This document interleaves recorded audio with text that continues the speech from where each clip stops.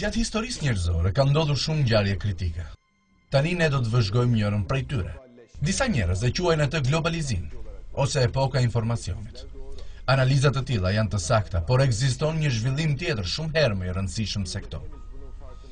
Megjithse shumë njerëz janë ende të papërgjegjshëm, gjatë 25 viteve të fundit, ka ndodhur një ndryshim i madh në fushën e shkencës edhe filozofisë. Ateizmi, i cili ndikoi aq shumë në botën e shkencës edhe të mendimit, tani po i nënshtrohet një rënimi të plotë.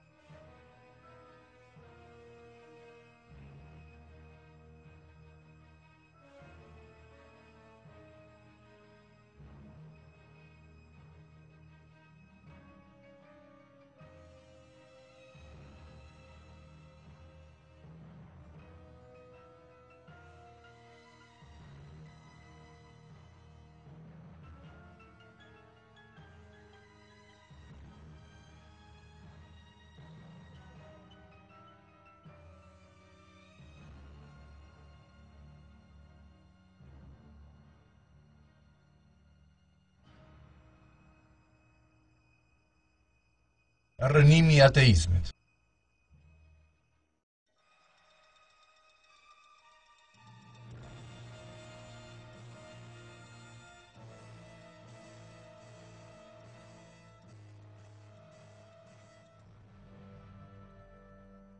Ateizmi, me fjalë të tjera mohimi i Zotit, ka ekzistuar që në kohët e hershme. Lindja e vërtetë e kësaj ideologjie nisi me një sër mendimtarësh të shekullit të 18, të cilët ju kundërvun fesë.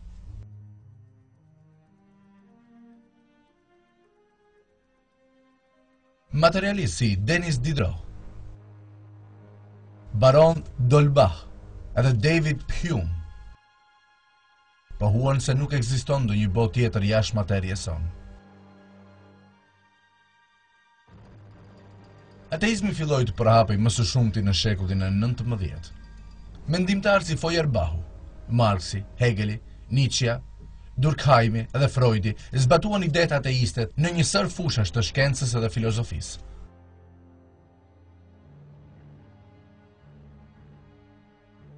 Por ndihma më e madhe e ateizmit i erdhi nga Charles Darwini, i cili mohoi krijimin duke e zëvendësuar atë me teorinë e evolucionit.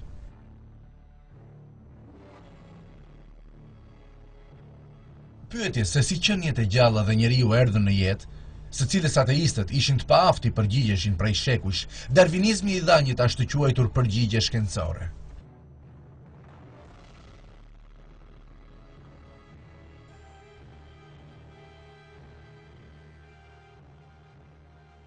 Ai pohoi se në natyrë gjendej një mekanizëm që i dha jetë materjes së pajetë, edhe më pas prodhoi edhe miliona qenie të gjalla të llojeve të ndryshme. Njerëzit që i besuan këtij mashtrimi ishin të shumtë.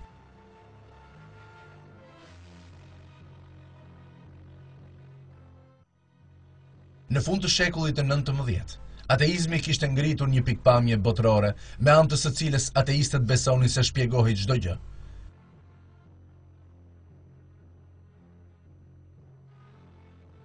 Ata e mohuan se gjithësia është krijuar dhe thanë se ajo ka ekzistuar për herë edhe nuk ka pasur një fillim.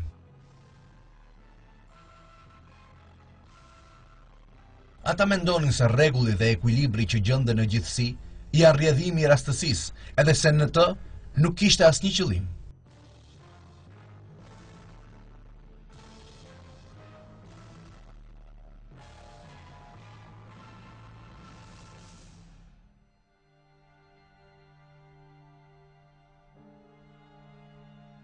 Ata mendonin se darvinizmi kishte arritur të sqaronte ardhjen në jetë të njeriut edhe të gjithë qenieve të gjalla. Por secila nga këto pikpamje u rrëzua me zbulimet e mëdha shkencore, politike e sociologjike të shekullit të 20. Zbulimet në një numër të madh fushash, nga astronomia tek biologjia, nga filozofia tek etika shoqërore, i shëmbën plotësisht idetë më themelore të ateizmit.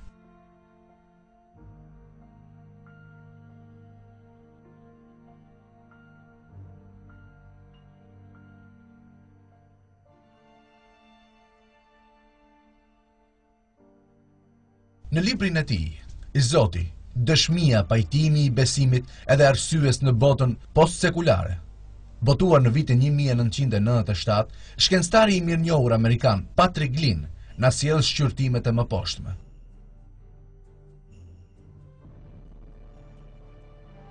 Dy dekadët e shkuara kanë rrëzuar pothuajse të gjithë mendimet edhe parashikimet më të rëndësishme të një brezit hershëm mendimtarësh ateist lidhur me çështjen e Zotit. Përgjatë një periudhe shekullore, debatit të madh mes besimit edhe shkencës, gjithçka është përmbysur thuajse krejtësisht. Sot, të dhënat konkrete kthehen fuqishëm në drejtim të hipotezës së Zotit.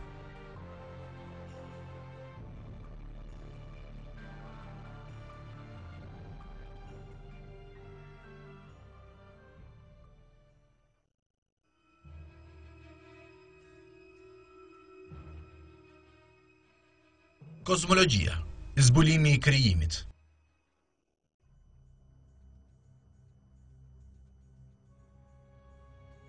Goditja e parë që ndeshi ateizmi nga shkenca e shekullit të 20 erdhi nga fusha e kozmologjisë. Besimi se gjithësia ka ekzistuar gjithmonë, u rrëzua edhe të dhënat shkencore treguan se universi ka pasur me të vërtet një fillim. Me fjalë të tjera, është krijuar.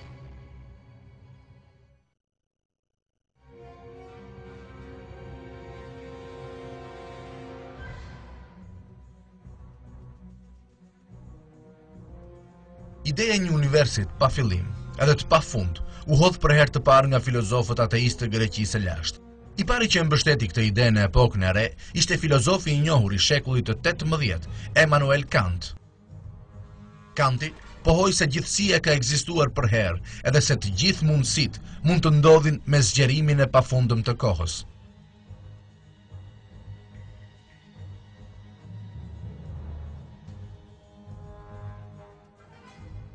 Në shekullin e 19, pikpamja se gjithësia nuk kishte fillim edhe se nuk kishte ndonjë çast krijimi, u pranua gjerësisht.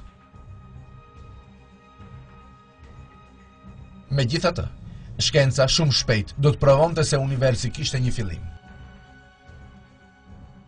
Kjo provë erdhi nga teoria e Big Bangut.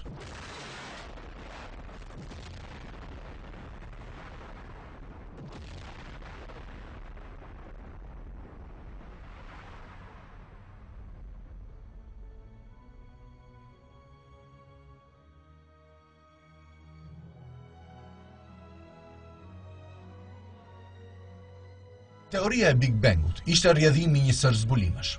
Në vitin 1929, astronomi amerikan Edwin Hubble zbuloi se galaktikat në univers largoheshin vazhdimisht nga njëra tjetra.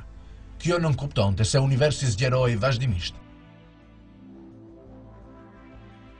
Nëse rrjedha e kohës në një univers që zgjerohet do të kthehej mbrapa, atëherë do dilte se i gjithë universi ka ardhur nga një pikë vetme. Astronomët panë se u përballën me një situatë metafizike, në cilën kjo pikë vetme zotronte gravitet të pafundëm me vëllim zero.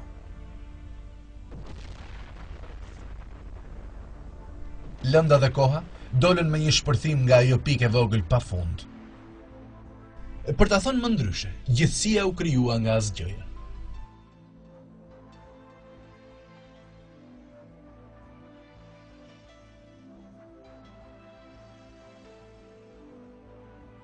Megjithse teoria e Big Bangut i shqetësoi materialistët, ajo filloi të mbështetej nga zbulime konkrete shkencore.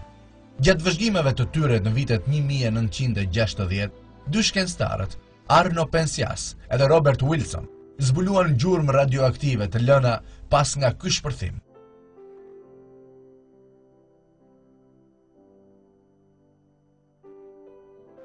E njëjta gjë u vërtetua në vitet 1990 me nivelet e rrezatimit kapura nga sateliti Cosmic Background Explorer, COBE.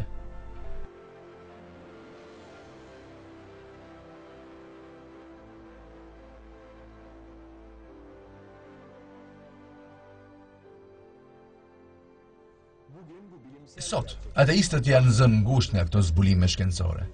Një shembull i reagimit ateist ndaj teorisë së Big Bangut u shfaq me një artikull në vitin 1989, shkruar nga John Maddox, redaktori i revistës shkencore Nature, e cila ishte një ndër botimet shkencore më të njohura materialiste.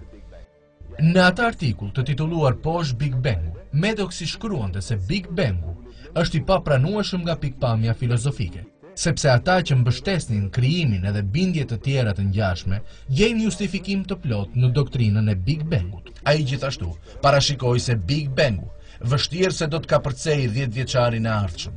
Por megjithatë, me gjithë pohimet optimiste të Maddox, teoria e Big Bangut u rrit dhe u forcua mëtej edhe gjithmonë më shumë zbulime pohuan se gjithësia ka pasur një çast krijimi.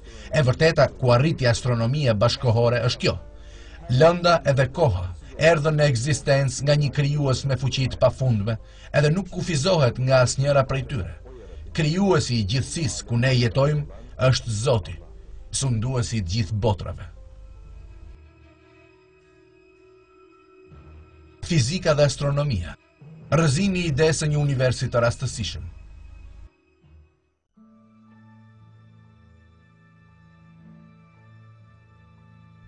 Një tjetër dogmë ateiste e shkatruar nga zbulimet astronomike të shekullit 20 është ajo e një universi të rastësishëm. Pohimi se lënda në gjithësi, trupat qiellore dhe ligjet që i rregullojnë ato u shfaqen rastësisht edhe pa ndonjë qëllim, është rrëzuar në mënyrën më të jashtëzakonshme. Ishin vitet 1970 kur shkencëtarët për herë të parë zbuluan se të gjithë ekuilibret fizike që gjenden në gjithësi janë përshtatur në mënyrën më të ndjeshme për të bërë të mundur jetën në tokë.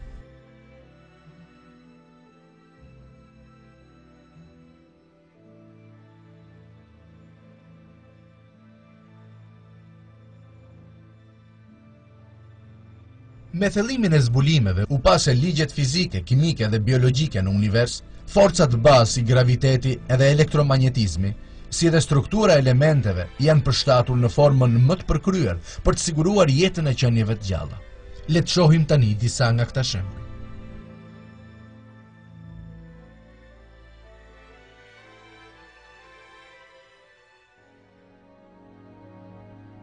Parametra jashtëzakonisht të saktë vijnë re që në hapat e para të zgjerimit të universit, që nënkupton forcën shpërthyese të Big Bangut. Sipas përllogaritjeve të shkencëtarëve, nëse shkalla e zgjerimit do të ndryshonte nga vlera e saj e vërtet me më shumë se 1 miliardën e miliardit, atëherë universi ose do të shkatërrohej përpara se të arrinte madhësinë e tij të tanishme, ose gjithçka do të ishte përhapur në drejtime të pacaktuara, pa mundur të bashkohej asnjëherë. Thënë ndryshe, që në hapat e para të ekzistencës së gjithësisë vihet re një përllogaritje e paramenduar me një saktësi sa 1 miliardë e miliardit. Kjo padyshim që nuk është rastësi. Forcat fizike si graviteti dhe elektromagnetizmi janë në nivelet e nevojshme për lindjen e një universi kaq të rregullt edhe për ekzistencën e jetës.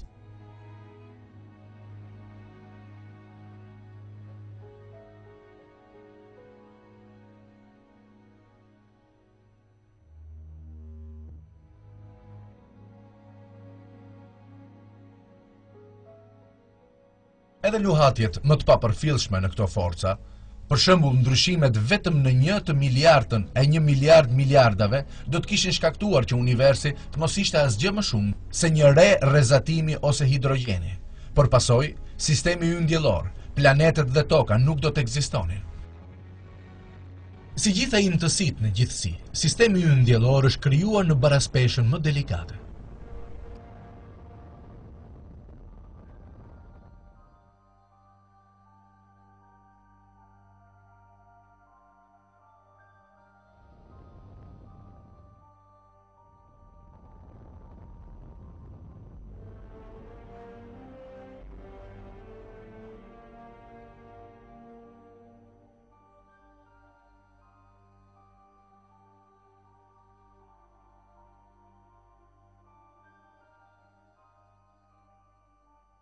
Madhësia e diellit, gjatësia e valës së rrezeve të tij dhe largësia e tij nga toka janë të gjitha në nivele të përshtatshme për të mbështetur jetën në tokë.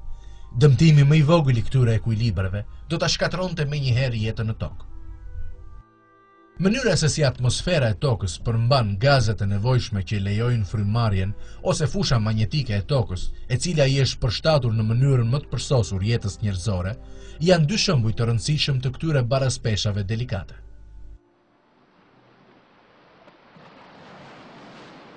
Gjithashtu edhe uji, i cili mbulon 3/4 e sipërfaqes planetit ton, është projektuar me të gjitha cilësitë e duhura që mundsojnë jetën në tokë.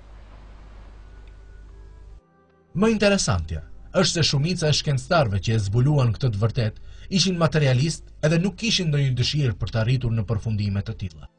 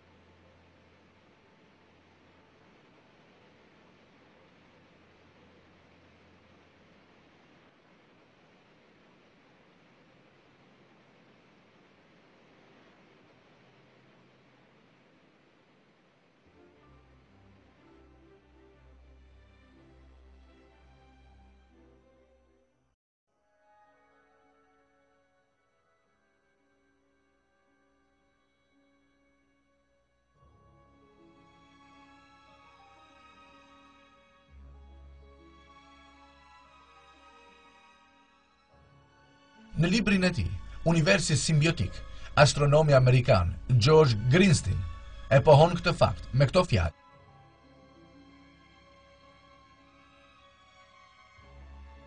Tek I vëzhgojmë gjithë këto prova, mendja shkon me këmbgulje tek ideja se një forcë mbinatyrshme duhet jetë përfshirë në këtë mes. A është e mundur që pa pritur dhe pa dashur të kemi hasur në provën shkencore të ekzistencës së një qenie të mbifuqishme?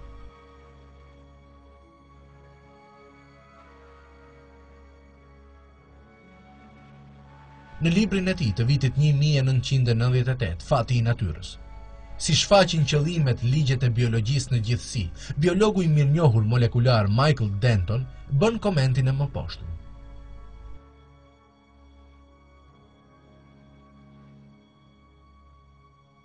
Tabloja e re, që është shfaqur në astronominë e shekullit të 20, paraqet një sfidë dramatike ndaj hamendjeve që mbizotëronin në qarqet shkencore të 4 shekujve më parë se jeta është një dukuri periferike edhe krejtësisht e paparashikuar në skenën kozmike.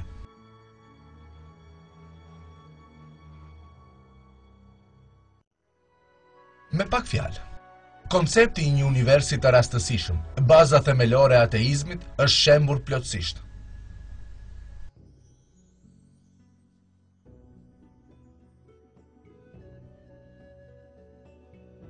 Natyra mashtruese e këtij koncepti është shpallur në Kuran para 14 shekujsh.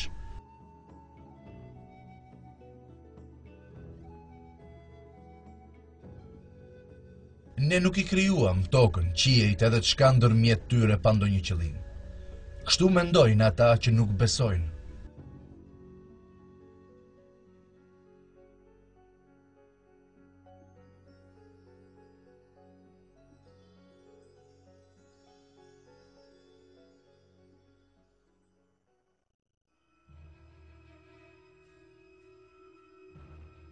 Shkencat natyrore.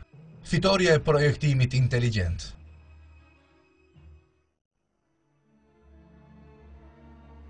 Themeli më I shëndosh I ateizmit, I cili arriti kulmin në shekullin e 19, ishte teoria evolucioniste e Darwinit. Darwini pohoi se prejardhja e njeriut dhe e gjithë qenieve të tjera të gjalla mund të shpjegohej me anë të mekanizmave të pajetë të natyrës. Në këtë mënyrë, ai solli një sqarim të rrem për zanafillën e jetës që ateistët për vite me radhë kishin qenë të paaftë ta sqaronin. Në të vërtetë, ateistët e asaj kohe e përqafuan menjëherë teorinë e Darwinit. Duke filluar me Marxin dhe Engelsin, mendimtarët ateistë të kohës e cilësuan këtë teori si zemrën e filozofive të tyre.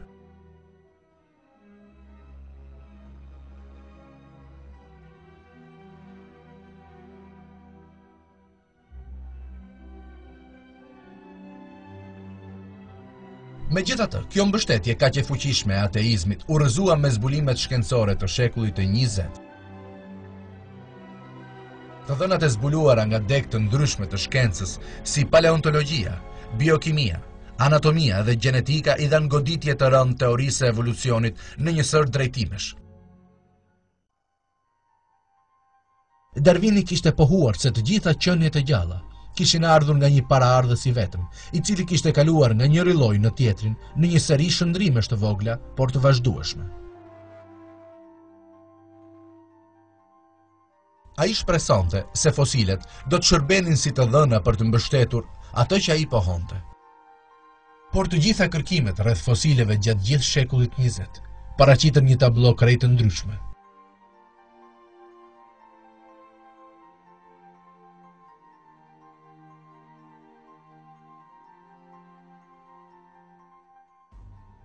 Gjatë këtyre kërkimeve, nuk u zbulua asnjë gjallëse ndërmjetme që mbështeste teorinë e Darwinit.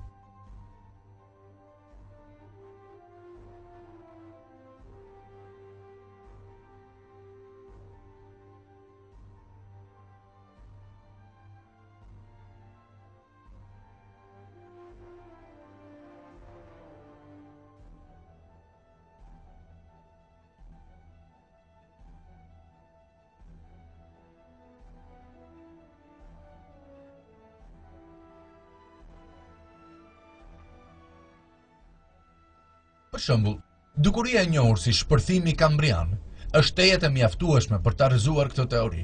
Pothuajse të gjitha llojet bazë të botës shtazore u shfaqën menjëherë në atë periudhë të hershme gjeologjike.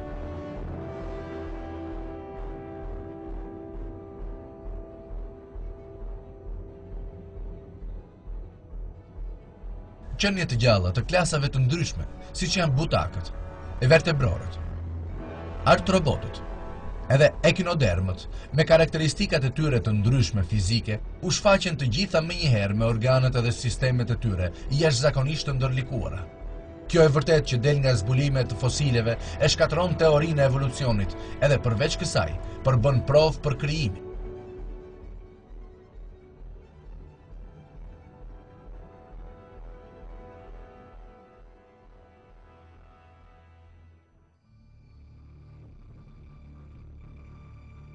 Evolucioni u pohua në kushtet e nivelit të ulët të shkencës së shekullit të 19, ndërsa zbulimet e shekullit të 20 e rrëzuan atë. Dekada vëzhgimesh në lloje të ndryshme kafshësh dhe bimësh treguan se ndryshimet mes qenieve asnjëherë nuk i kanë kaluar kufijtë e tyre gjenetik të veçantë.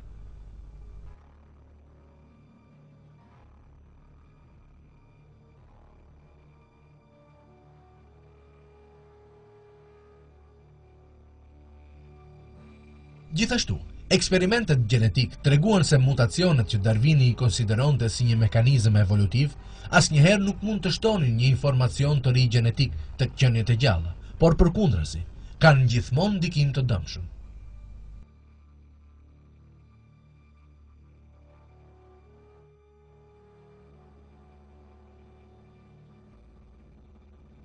Sipas Darwinit, jeta në tokë duhet ketë filluar nga materia pa jetë.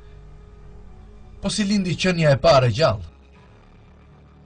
Darwini dështoi në zgjidhjen e kësaj çështje, duke e kënaqur veten me mendimin se qeliza e parë duhet jetë krijuar lehtësisht në ujërat e ngrohta të një pellgu të vogël.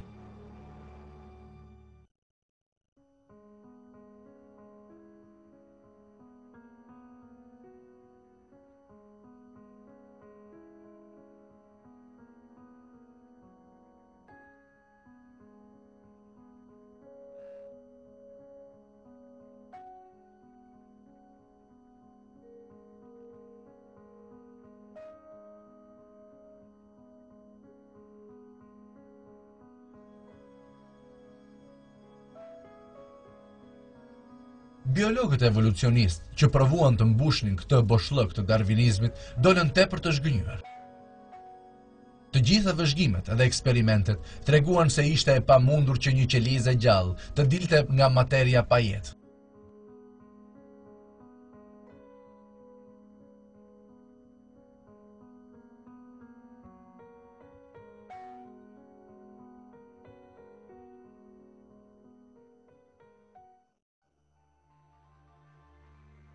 Më pas, Në gjysmën e dytë të shekullit të 20, shkencëtarët bën edhe një zbulim tjetër të ri.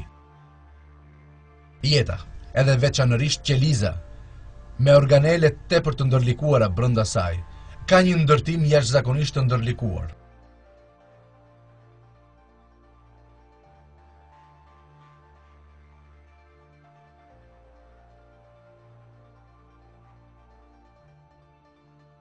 Sytë tanë, me cilët nuk mund të krahasohet as kamera më e zhvilluar. Krahët e zogjve, të cilët frymëzuan teknologjinë aeronautike, sistemi i ndërlikuar dhe i ndërvarur brenda qelizave, të dhënat marramëndse që përmban ADN-ja, të gjitha këto janë shembuj krejt të qartë të një projektimi të përsosur. Ata gjithashtu e lënë tërësisht pa shpresë teorinë e Darwinit, e cila e sheh jetën si rrjedhim të një rastësie të vetme. Këto të vërteta shkencore të fundit të shekullit 20 e zunë ngushtë darvinizmin.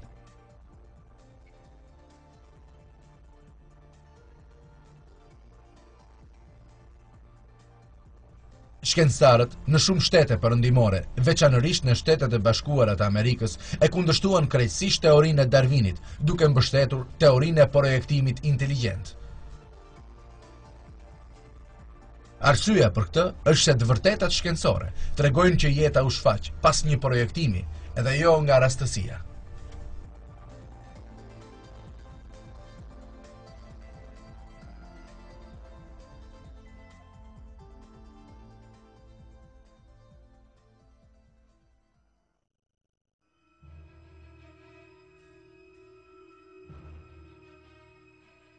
Psikologji, disfata freudiste.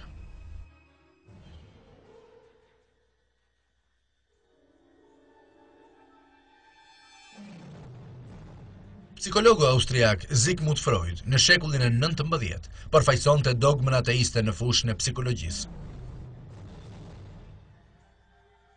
Freudi parashtroi një teori psikologjike që mohoi ekzistencën e shpirtit, edhe u përpoq të sqaronte botën e brendshme të njeriut me anë të impulseve seksuale. Freudi mendonte se kështu kishte shpjeguar origjinën e problemeve psikologjike. Por edhe kjo teori nxori probleme të reja. Kjo doktrinë, e cila e përshkruan njeriun si një lloj kafshë që ekziston vetëm për të kënaqur dëshirat e tij egoiste, në të vërtetë arriti vetminë, frikën edhe depresionin tek njerëzit, duke goditur vlerat shpirtërore.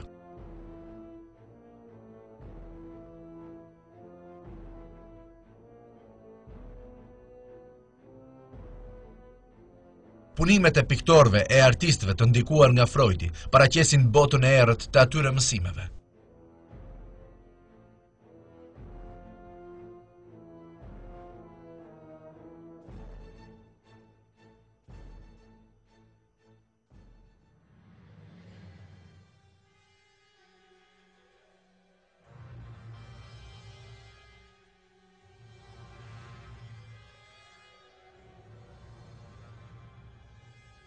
Sulmin kryesor Freudi ja drejtoi besimit. Në librin e tij, E ardhmja e një iluzioni, botuar në vitin 1927, ai pohoi se besimi fetar ishte një lloj sëmundje mendore dhe pohoi se me zhvillimin e njeriut, besimet fetare do të zhdukeshin. Ashtu si Freudi, psikologë të tjerë të famshëm të shekullit të 20 ishin ateistë të flakt.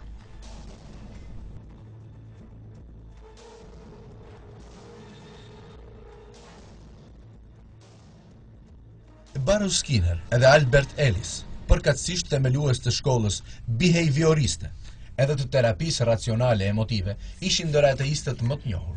Si rezultat, psikologjia u bë tokë pjellore e ateizmit.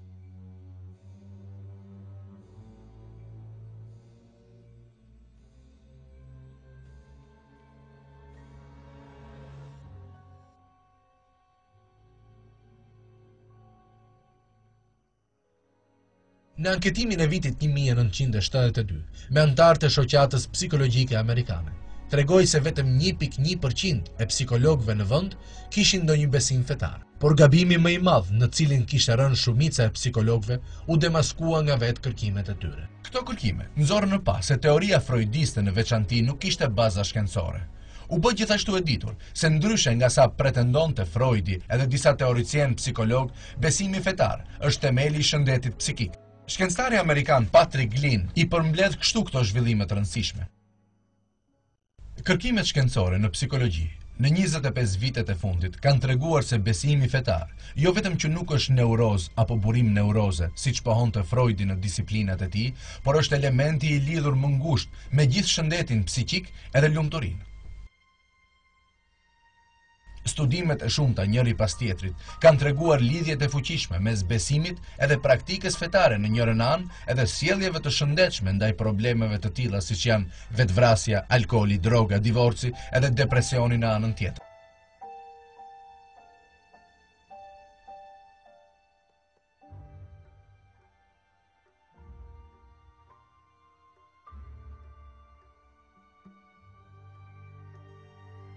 Me fjalë të tjera, ateizmi përjetoi një disfat të tmerrshme në lëmin e psikologjisë.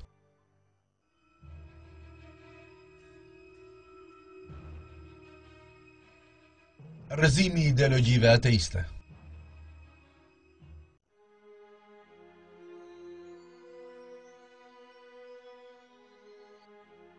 Rrëzimi i ateizmit në shekullin e 20 ndikon në etikën politike dhe shoqërore, sikurse edhe në deg të ndryshme të shkencës.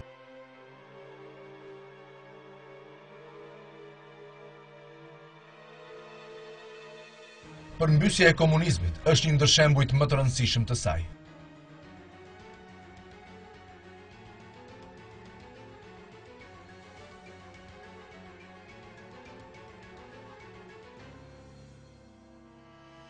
Komunizmi ishte rrjedhimi më i madh politik i devijimit ateist të shekullit të 19.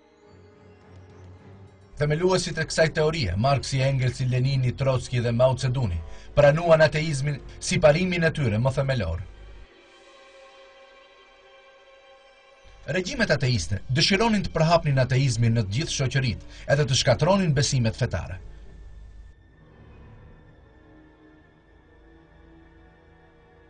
Bashkësitë fetare, veçanërisht muslimanët në Rusinë e Stalinit, në Kinën e Kuqe, në Kambodja, Shqipëri dhe vende të tjera të bllokut lindor janë shtypur barbarisht, derisa kjo madje u kthye edhe në genocid.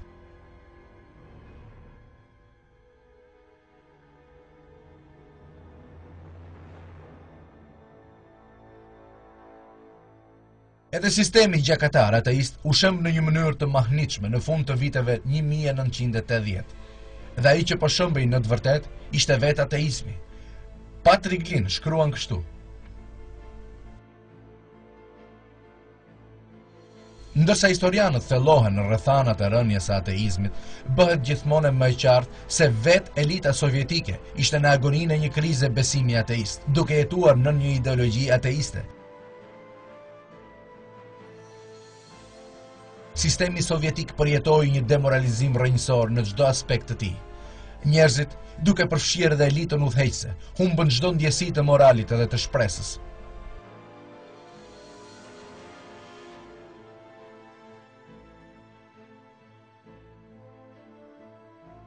Një ndër shenjat më interesante të krizës së besimit ateist në sistemin sovjetik ishin reformat që deshi të vinte në jetë Mikhail Gorbaçov.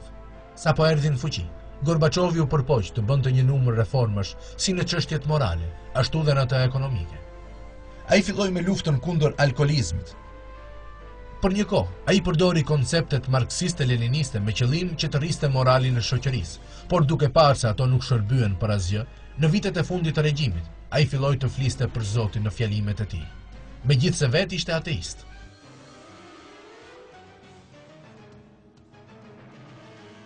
Por edhe këto fjalë të pasinqerta nuk shërbyen për asgjë, edhe kriza e besimit në shoqërinë sovjetike vazhdoi të rritej. Rezultati ishte shëmbja e papritur e perandorisë gjigande sovjetike.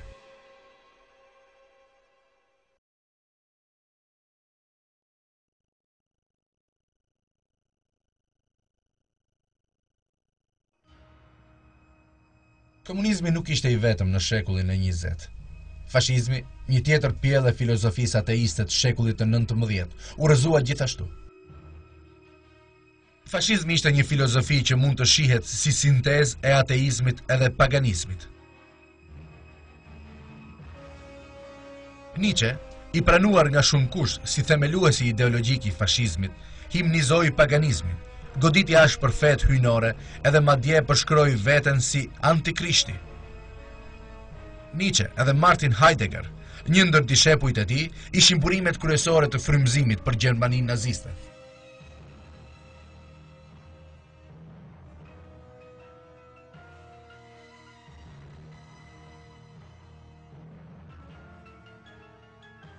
Filozofia e këtyre mendimtarëve ateist që hyjnizon të dhunën, solli barbarinë të tmerrshme të Gjermanisë naziste.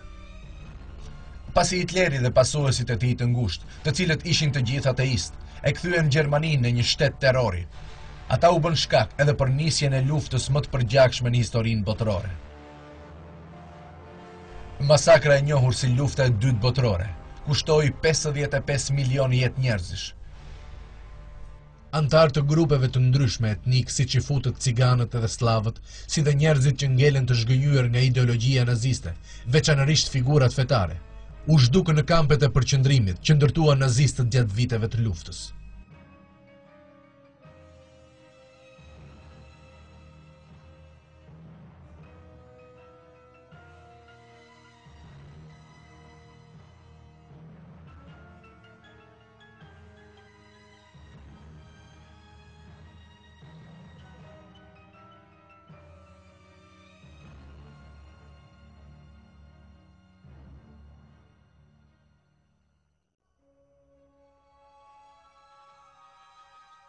Një rrjedhim tjetër shoqëror i ateizmit u vure në shoqëritë liberale perëndimore në gjysmën e dytë të shekullit të 20.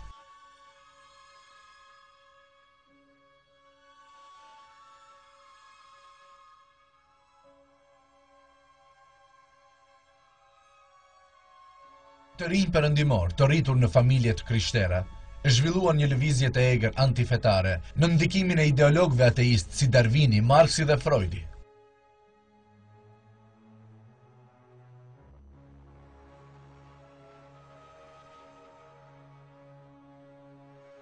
Lëvizja u rrit me shpejtësi në Shtetet e Bashkuara dhe në Europën perëndimore në vitet 1960, edhe si pasojë lindi revolucioni seksual edhe ëndra hipi që e shoqëroi atë. Hipit besonin se ata mund të gjenin lumturinë me anë të drogës edhe seksit pa kufizuar.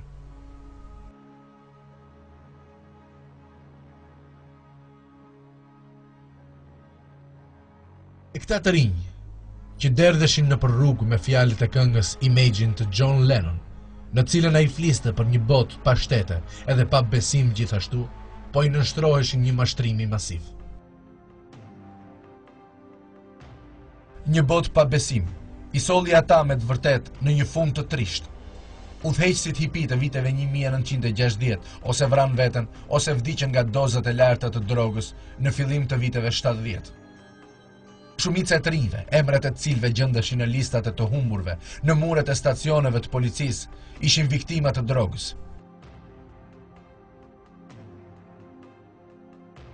Këta të rinj, të të njëjtit brez, të cilët ju kthyen dhunës, u gjendën përballë dhunës. Brezi i të rinjve të 1968-s, të cilët i kthyen shpinën Zotit edhe fesë, edhe ndëruan të gjenin shpëtim në koncepte si revolucioni dhe dashuria, shkatëruan vetveten, si dhe shoqëritë ku jetonin.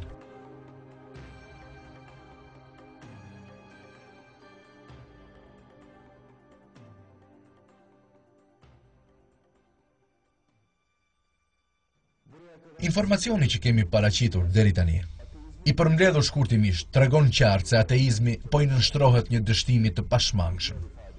Me fjalë të tjera, njerëzimi po i kthehet Zotit. Kjo e vërtet nuk është e kufizuar vetëm në fushën politike dhe shkencore. Nga politikanët tek yjet e filmit edhe të muzikës, shumë formues opinioni të shoqërive perëndimore janë më besimtar se më parë. Tani ka shumë njerëz që e kanë parë këtë të vërtet edhe i besojnë Zotit pas një jete të tërë kaluar në ateizëm. Kjo është ajo që e bën kohën tonë kaq të rëndësishme. Ateizmi, të cilin njerëzit janë munduar për qindra vite ta portretizojnë si rruga e arsyes dhe e ndërgjegjes, po provohet të jetë krejtësisht i paarsyeshëm edhe i pambështetur. Filozofia materialiste po përpiqet të përdorë shkencën për përfundimet e saj, por është pikërisht shkenca ajo që po e shkatërron atë. Rënimi i ateizmit, i cili përbën iracionalitetin më të madh, është i pashmangshëm. Kurani e thekson kështu gabimin e atyre që mohojnë ekzistencën e Zotit.